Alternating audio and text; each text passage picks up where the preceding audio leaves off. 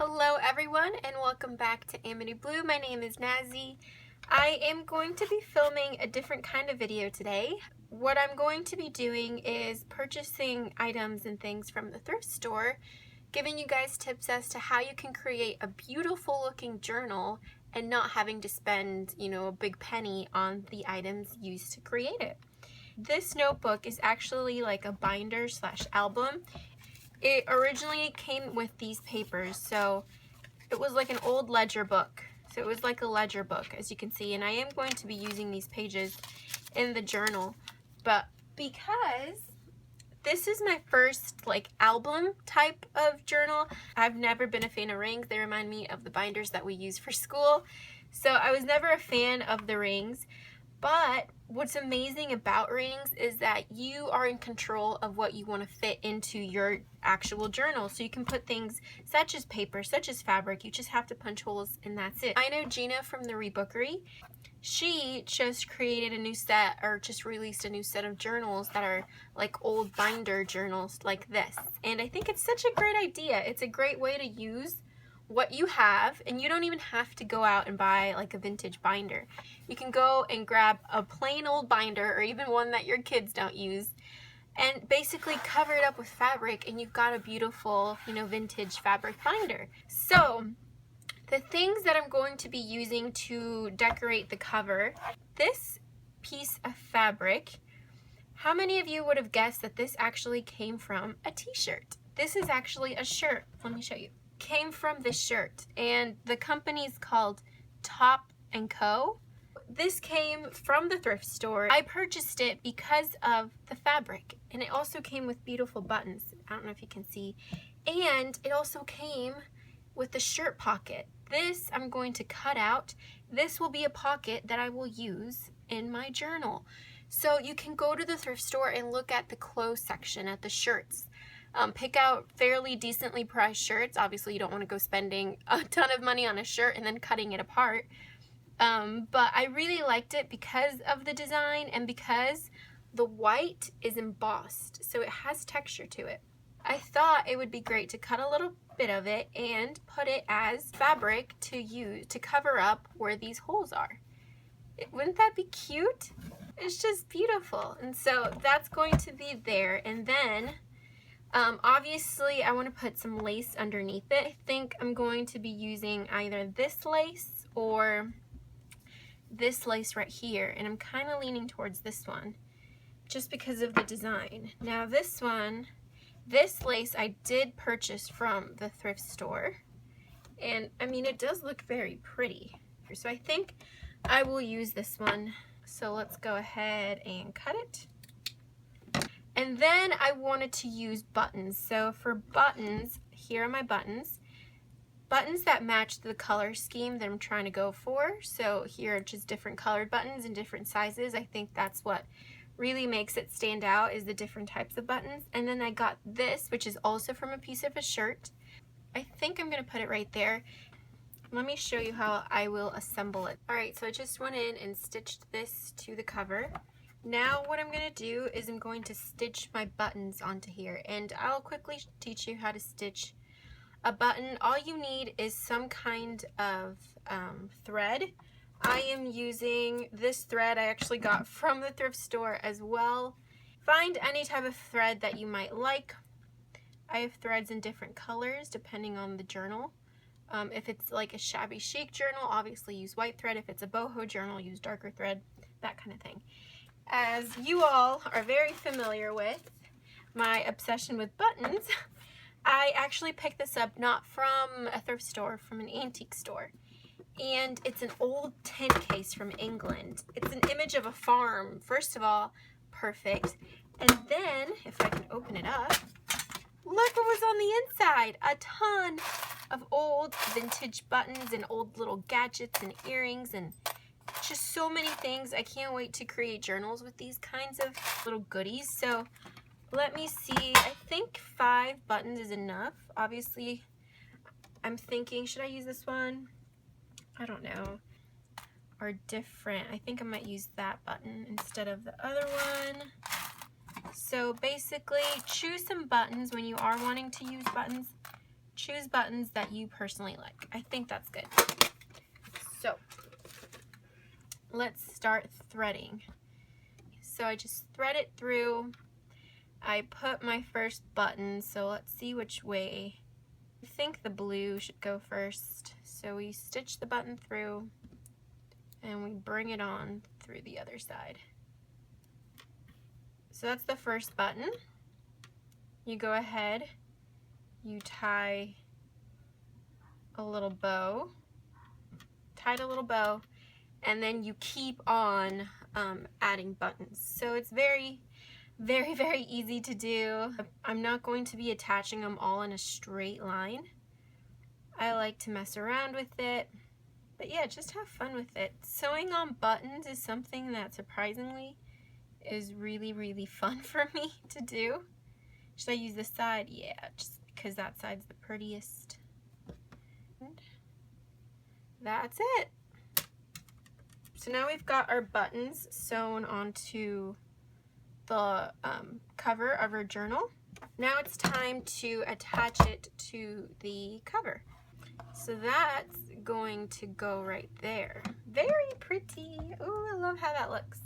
So we want to add some lace. All right, so I'm just going to add some fabric glue, and I'm using Fabrifix from Hobby Lobby. Just whatever fabric glue you have on hand. You can even use tacky glue if you wanted to. So we're just gluing it, trying to make it as straight as possible, but like I said, it doesn't have to be perfect. I use the Fabrifix because it's clear on the front, just because I don't want to see it. But we are going to use tacky glue on the spine of the book, just because we won't be able to see it and it might adhere better. And so I just tacky glue just like this. As you can see, it's very tacky. We're going to take scrap of paper. Obviously, if you want to do this perfectly, you'd want to use a brush or something just so that it adheres. Alright, so the camera stopped recording, but you guys didn't miss much. All I did is I applied some tacky glue here and a little bit on the cover, and then I pressed the fabric down to adhere it. Let me show you how I was doing it. So I'm using tacky glue, just mind the mess. Tacky glue is, like the name says, it is very tacky, and so I apply it like this.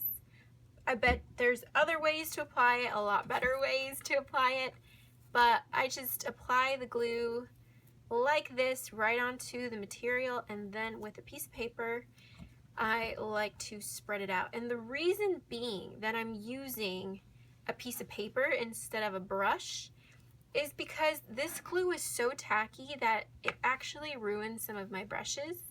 I prefer to just use a scrap piece of paper that I have.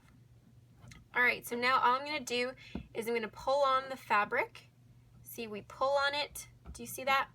Pulling on it so that there's no bubbles on the spine. And then it doesn't have to be perfect, obviously. This is for myself, so I'm not being a perfectionist here. There we go. Perfect. Do you see? It's semi-straight. It's as straight as we can get it, you know. Oh, I have a cut, and I just got some glue in my cut. Ah! Woo! That hurt. You don't have to just use, you don't have to use a binder to create this. You can easily use or do this with any type of book or album that you have. I actually am going to start a series where I pick up books or, you know, albums from the thrift store, and I'm going to pick and use only materials that I've purchased from the thrift store to create it. My comfort zone is usually with TN journals, just because I don't like carrying around a huge journal with me, but the more that I journal, the more intrigued I am about owning different styles of journals. You know what I mean? So it's never fun to just own one kind of journal. That's just me personally. Even though I have my personal style, which is the Traveler's Notebook, there's just something, and sorry about all the noise, there's just something really awesome about having different types of journals in your collection, especially if they're from artists that you admire, that inspire you, or even if they're made from yourself, which I think is the greatest one, because you get that like sense of achievement that you created something for yourself. Obviously, if I open it up, oh, this looks really pretty. I should have probably done it opened up like this, shouldn't I? Oh well. I guess these are just beginner and rookie mistakes of creating a journal like in a book format. So this is a great way to kind of cheat if you were interested in like owning or making a big book as a journal. You know, you get that same like hardcover effect of a junk journal, but there's rings, so there's absolutely no having to sew in the signatures. All right, this is pretty. Oh man, I think I'm really liking this. So we've got our spine all set and done. Now it's time to decorate the rest of it. All right, and so on the cover, I already have my little cluster here, but let me kind of show you how the things that I used to create it. Let me take it apart first of all, and let me show you what all of this is. So right here is some embroidered flowers, if you can see that. These embroidered flowers are from a vintage pillowcase that I got from the thrift store. And the same pillowcase I used to make a pocket. I just sewed it in my sewing machine to make a little pocket. The fabric on the bottom is just some scrap fabric that I had lying around, and then this little piece of fabric is from the thrift store as well. And all of these put together, I love the color combination. The blue goes with the blue, the green goes with some of the green tones, like the yellows, staying with that color scheme. This lace was from an estate sale, and I think I showed it in my last video. So this is kind of like a fabric cluster.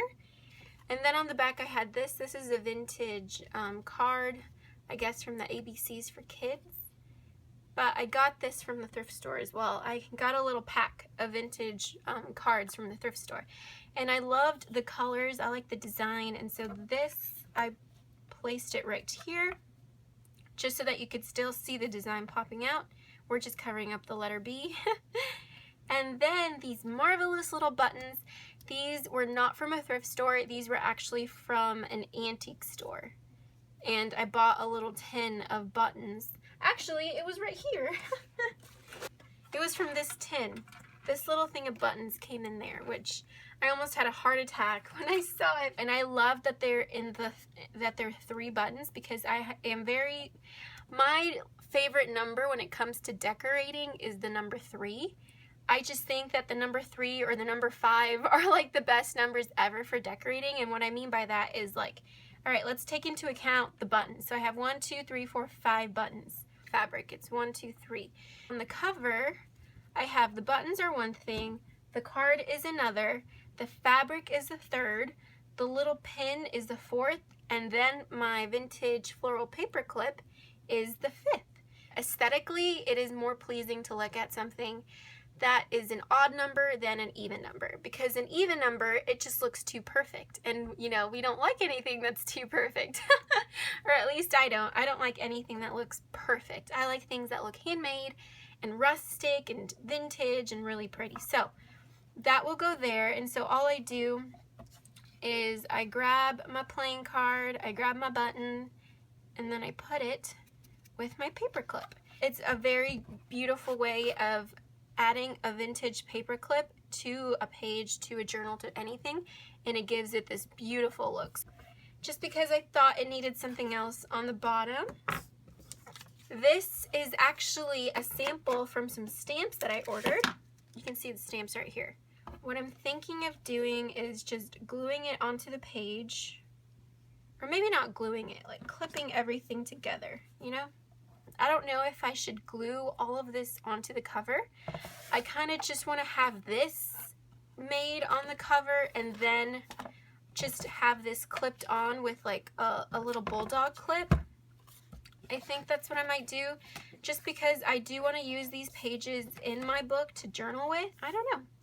This is the first time I've ever done something like this, so Your opinion will definitely help me a lot. Part 2 will definitely be me decorating the inside pages and then starting to grab some supplies to fill it in. And then part 3 will be actually me filling in and journaling inside of this little notebook slash binder slash journal that I created. I'm thinking of using this as like a sample book, and I'll go into more of that into detail as to what it is.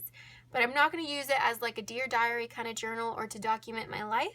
This is going to be for something different. So I will definitely explain that later on, but for now, I hope that you guys enjoyed seeing how I constructed a beautiful journal out of basically something that was donated to the thrift store. I hope that you guys really enjoyed it. Let me know what you thought in the comments below. Let me know if you guys are going to create one as well. I hope that you guys enjoyed the video, and I hope that you guys have a wonderful day filled with peace and love. Bye-bye.